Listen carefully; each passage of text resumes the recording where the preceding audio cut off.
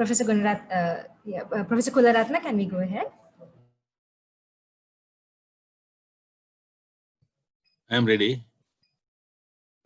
Okay, sir.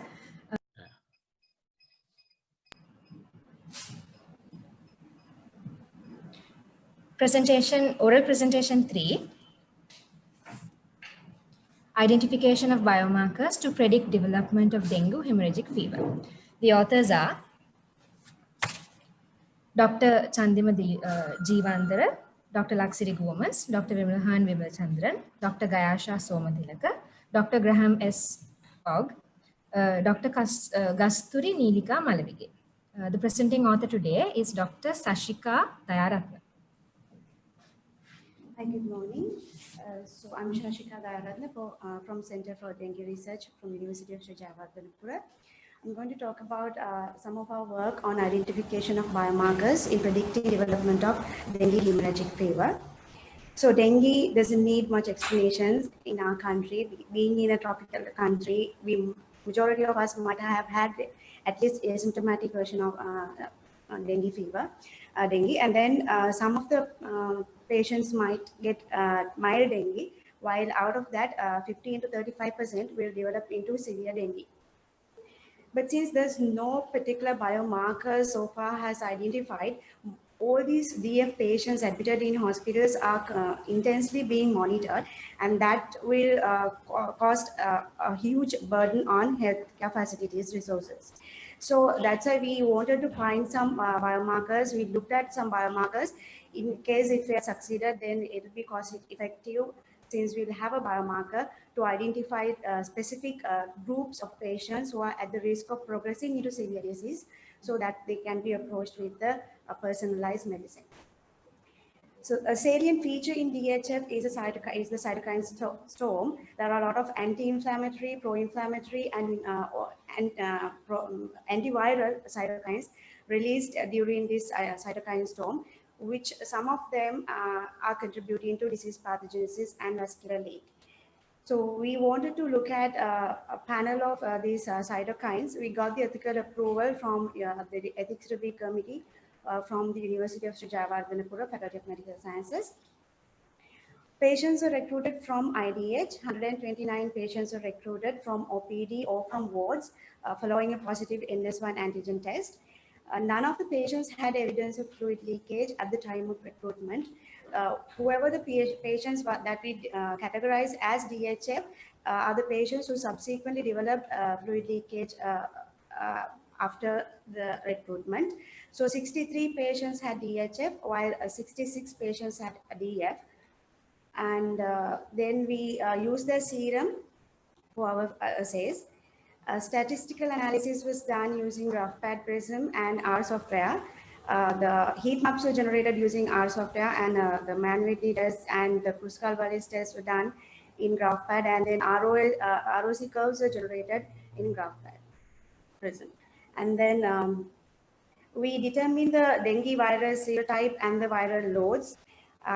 We extracted the viral RNA and then transcribed them to cDNA, and did the qPCR, where in our cohort, we didn't get any dengue 4 serotype.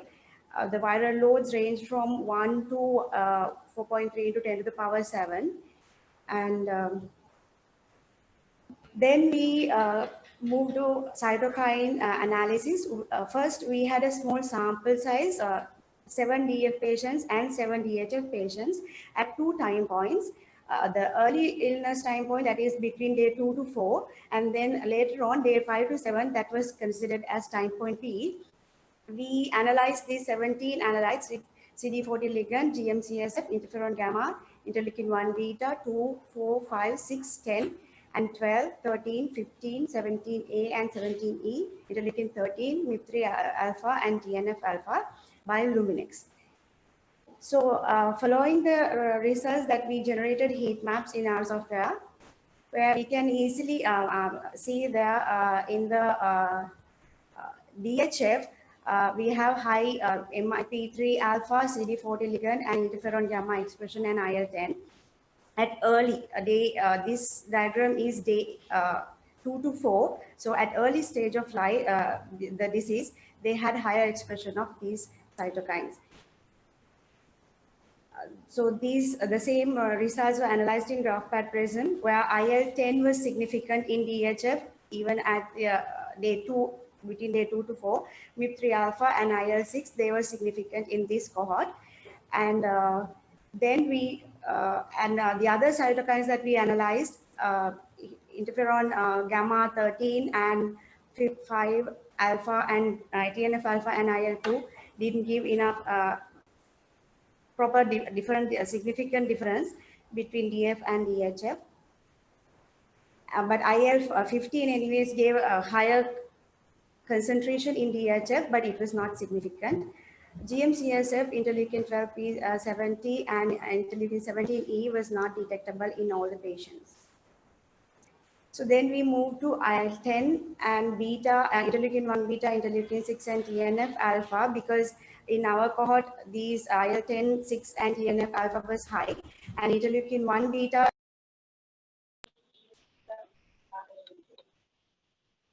So we used the 5.8 samples of 100 66 DHF and 63 DHF and 66 DF patients. Out of these DF patients, some were hospitalized and some were receiving ambulatory care who were not sick enough to be admitted. So in these cohort, we got a significant expression of IL-10, difference in IL-10 expression with DHF compared to DF in both the DF groups. So all the DF and DHF had higher expression compared to healthy controls, but only IL-10 gave higher expression, significantly higher expression compared to DF when it was developed into DHF. Then we evaluated the usefulness of using IL-10 as a biomarker. IL-10 only gave a satisfactory AUC value 0.73, but it was not good enough to use it as a standalone biomarker without IL-1 beta, IL-6 and TNF alpha. When the IL-10 concentration goes higher than 34.3 picogram per ml, the sensitivity was to develop DHF was 71.9 and specificity was about 70% with a likelihood ratio of 2.4. So the final conclusions, in the small cohort, IL-10, MIP3 alpha and IL-6 were significantly higher in patients who developed DHF later on. But when we compare these IL-10, IL-6 and the IL-1 and TNF alpha with the higher, larger number of patient samples, only IL-10 was significantly higher in DHF patients compared to DF. But when we evaluated it with the ROC curves, the AUC value was not satisfactory enough to be used as a standalone biomarker without others. So we thank for the grant agent that is ahead and CDR and University of Javardhan. Okay, thank you. Now it's time for questions and answers. Yeah, I start ball rolling. Yeah, okay. Yeah. Question is, these biomarkers seems not useful in predicting, but according to your study, actually, there's a difference. The biomarkers, 4 biomarkers between DF and DHF, right? Yes. It's possible to recommend it in a clinical use, right? Oh, what would be the cost in that case? So these things, even though we give them in LR platform, but it can be easy done at a platform, which is very cost effective and it will not take that much time. So it will be time efficient as well as cost efficient. Compared to the ultrasound scanning that you have to do regularly on all the DF patients to check whether they are going to DHF, it is easy if we have a biomarker developed. Right. Okay, thank you. Yeah. Now you formed a ROC curve in trying to get the sensitivity and specificity.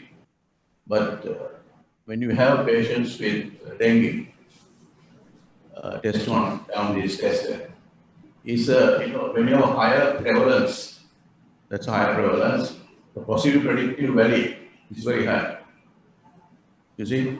So in that situation, you think IL-10 would be used for clinical. No, but with our findings, we cannot use IL-10 as a standalone biomarker because the AUC value is somewhere around 0.7. Sorry? AUC value is somewhere around 0.73. So even if it is like somewhere around 0.9, we could have used it as a biomarker, but it is not safe to use IL-10 as a biomarker as itself because the AUC value is not that satisfactory. Yeah, but that's you are talking about likelihood ratio. But if you take the pretest probability and take the likelihood ratio, that's the way of doing it.